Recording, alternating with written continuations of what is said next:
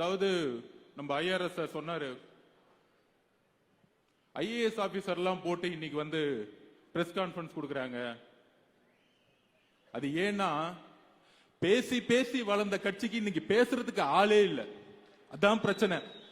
திமுக பேசுறதுக்கு யாரா இருக்காங்களா பாத்திருக்கீங்களா? டிவில வந்து பத்திரிகையாளருங்கிற போர்வையில ஏதாவது ஒரு அமைச்சரோ ஒரு எம்எல்ஏவோ யாரா ஒரு ஆள் வந்து என்னுடைய கொள்கை, என்னுடைய ஆட்சி, என்னுடைய முதல்வர், என்னுடைய துணை முதல்வர் எவ்வளவு சிறப்பா நிர்வாகம் பண்ணிட்டு இருக்காரு பாத்தீங்களா அப்படின்னு சொல்றதுக்கு யாரா வராங்களா? ஏன் வரல? நம்ம ராஜ்மோகன் அண்ணனை பார்த்து கடுமையான கேள்விகள்.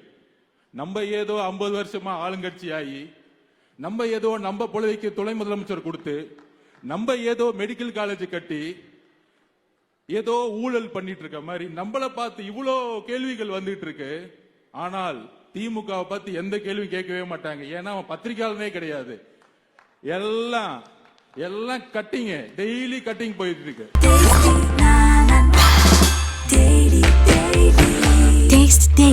Taste the Daily.